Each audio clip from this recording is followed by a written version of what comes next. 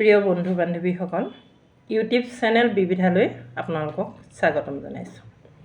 আৰু আজি আমি গ্ৰেট এক্সপেক্টেশ্যন উপন্যাসৰ আন এটি ভিডিঅ' আপোনালোকৰ মাজলৈ আগবঢ়াম। আজিৰ ভিডিঅ'টোত আমি উপন্যাসখনিৰ দ্বিতীয় খণ্ডৰ কাহিনীভাগ আলোচনা কৰিম। প্ৰিয় বন্ধুসকল, পিপে ইতিমধ্যে তেওঁৰ সপোন নগৰী লণ্ডনত উপস্থিত হয় আৰু লণ্ডনত উপস্থিত হৈ তেওঁ দেখে যে তেওঁৰ কল্পনাৰ লণ্ডনখন যিমান পৰিষ্কাৰ আছিল, বাস্তৱৰ লণ্ডনখন কিন্তু সিমান পৰিষ্কাৰ নহয়। লণ্ডনলৈ গৈ পিপে প্ৰথমতে মিষ্টাৰ জেগাৰ্ছৰ ওচৰলৈ যায়। মিষ্টাৰ জেগাৰ্ছ আছিল সেইজন উকিল যিয়ে তেওঁক লণ্ডনত পঢ়িবলৈ যোৱাৰ প্ৰস্তাৱ দিছিল। মিষ্টাৰ জেগাৰ্ছে পিপক কিছু টকা দিয়ে আৰু কয় যে তেওঁ প্ৰতি মাহে পিপৰ পঢ়া লিখাৰ খৰচ বহন কৰিব। ইয়াৰ পিছত পিপে তেওঁৰ শিক্ষক অধ্যাপক মেথিউ পকেটক সাক্ষাৎ কৰে। মেথিউ পকেটৰ আৰু বহুত ছাত্ৰ আছিল। তেওঁলোকৰ ভিতৰত আছিল হাৰ্বাৰ্ট পকেট, যাক পিপে মিছ হেভিচামৰ ঘৰত ইতিমধ্যে লগ পাইছিল আৰু লগ পাই পিপৰ লগত মনোমালিন্য হৈছিল। কিন্তু বৰ্তমান তেওঁলোক ভাল বন্ধু হৈ পৰিল। আৰু আনজন আছিল ব্লেডলি ধুৰ্মল। তেওঁ আছিল অত্যন্ত ধনী পৰিয়ালৰ ল'ৰা আৰু পিছত তেওঁ এষ্টেলাৰ স্বামী হৈছিল। হাৰ্বাৰ্ট পকেট ইতিমধ্যে পিপৰ বন্ধু হৈ গৈছিল আৰু তেওঁ পিপক বাৰ্নাৰ্ড ইনত এটা ৰুমৰ ব্যৱস্থা কৰি দিছিল, যাতে তাত থাকি পিপে তেওঁৰ পঢ়া লিখাৰ কাম চলাই নিব পাৰে।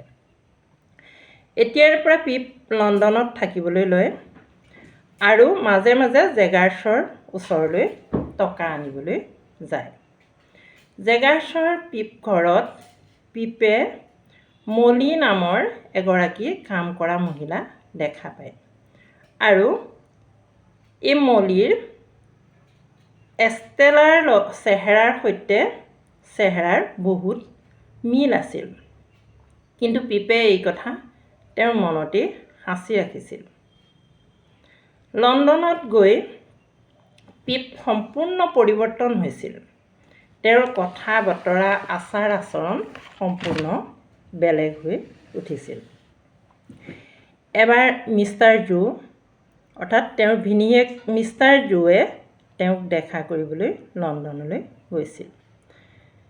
কিন্তু পিপে ভাবিছিল যে যিহেতু মিষ্টাৰ জো এজন সাধাৰণ কমাৰ, গতিকে তেওঁৰ পৰিচয় আনে জানিলে তেওঁক হয়তো মানুহে হীন ব্যক্তি বুলি ভাবিব। কিন্তু মিষ্টাৰ জোৱে আচলতে তেওঁক এটা বিশেষ বাৰ্তা দিবলৈহে গৈছিল।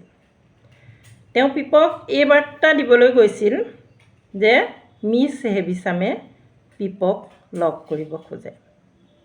খবৰ পাই পিপে লগে লগে কেণ্টলৈ যাত্ৰা কৰে আৰু মিছ হেভিচামক লগ কৰে। মিছ হেভিচামে পিপক কয় যে তেওঁ এষ্টেলাক লণ্ডনত থৈ আহিবগৈ লাগে। পিপে তৎক্ষণাত ৰাজি হয়।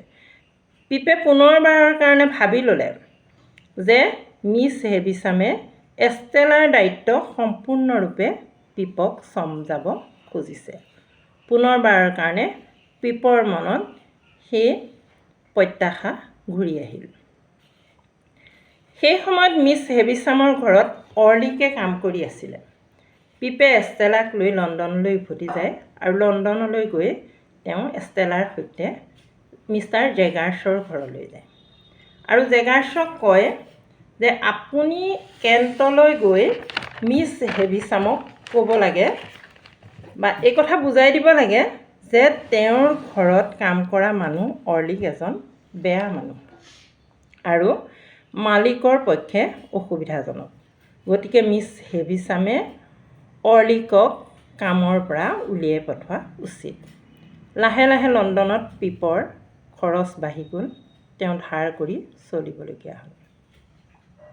বন্ধুসকল, এতিয়া পিপে 21 বছৰত ভৰি দিলে। সেই সময়তে কোনো এজন অজান ব্যক্তিয়ে পিপলৈ 500 পাউণ্ড টকা পঠাই দিয়ে। পিপে সেই টকা তেওঁৰ বন্ধু হাৰ্বাৰ্ট পকেটৰ ব্যৱসায়ৰ কামত লগাব বিচাৰে। তেনেতে পিপে এটা খবৰ পায় যে তেওঁৰ বায়েক মিছেছ জো গ্ৰেগৰীৰ মৃত্যু হৈছে। খবৰ পাই তেওঁ তৎক্ষণাত লণ্ডনলৈ যাত্ৰা কৰে আৰু অন্ত্যেষ্টিক্ৰিয়াত অংশ লয়। অন্ত্যেষ্টিক্ৰিয়া সম্পন্ন হোৱাৰ পিছত তেওঁ লণ্ডনলৈ ঘূৰি যায়। তাত তেওঁ তেওঁৰ বন্ধু হাৰ্বাৰ্ট পকেটৰ আগত পিপৰ প্ৰতি থকা এষ্টেলাৰ প্ৰতি থকা তেওঁৰ সঁচা প্ৰেমৰ কথা ব্যক্ত কৰে। তাতেই তেওঁৰ আচল বেনিফেক্টৰ অৰ্থাৎ যিজনে তেওঁক অতদিনে টকা পইচাৰ যোগান ধৰিছিল সেই ব্যক্তিজনৰ লগত তেওঁৰ পৰিচয় হয়। তেওঁ আছিল এবেল মেগুইচ,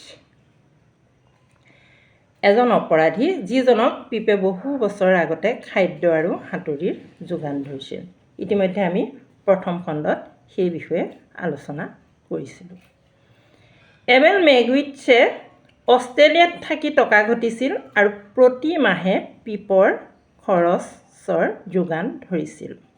কিন্তু তেওঁ পিপক লগ কৰিবলৈ লণ্ডনলৈ আহিব নোৱাৰিছিল, কাৰণ লণ্ডন চৰকাৰে তেওঁক দেখা মাত্ৰেই তেওঁৰ ওপৰত মৃত্যুদণ্ডৰ নিৰ্দেশ জাৰি কৰি ৰাখিছিল। মেগুইচক দেখিয়েই পিপে চিনি পাইছিল যে তেওঁৱেই সেইজন অপৰাধী যিজনক তেওঁ এটা সময়ত খাদ্য আৰু হাতুৰিৰ যোগান ধৰিছিল। মেগুইচৰ পৰা পিপে জানিব পাৰে যে তেওঁৱেই সেইজন ব্যক্তি যিজনে প্ৰতি মাহে পিপক পঢ়াৰ খৰচৰ যোগান ধৰিছিল। মেগুইচে পিপক এই কথাও জনাইছিল যে তেওঁৰ পিপক দেখা কৰাৰ অত্যন্ত ইচ্ছা আছিল। তাৰ বাবেহে তেওঁ জীৱনৰ প্ৰতি থকা মৃত্যুৰ ভাবুকিকো তুচ্ছ কৰি ইংলণ্ডলৈ আহিছে। পিপৰ এতিয়া ভ্ৰম ভাগিল যে মিছ হেভিচামে তেওঁক পঢ়াৰ খৰচ যোগান ধৰিছিল, আৰু পিপে এতিয়া এই কথাও বুজি পালে যে এষ্টেলাৰ লগত পিপৰ বিয়া হোৱাটো সম্ভৱ নহয়, আৰু দ্বিতীয়বাৰৰ কাৰণে পিপৰ যি মহান প্ৰত্যাশা সেই মহান প্ৰত্যাশাত এক বাধাৰ সৃষ্টি হয়। ইমানতে উপন্যাসখনিৰ দ্বিতীয় খণ্ড সামৰণি পৰে। আৰু বন্ধুসকল, ভিডিঅ'টো চাই কেনে পালে আপোনালোকে কমেণ্টত জনাব বুলি আশা ৰাখিছোঁ, আৰু তৃতীয়টো খণ্ডলৈ পুনৰ আপোনালোকৰ আগত উপস্থিত হোৱাৰ প্ৰতিশ্ৰুতিৰে আজিলৈ সামৰণি মাৰিলোঁ।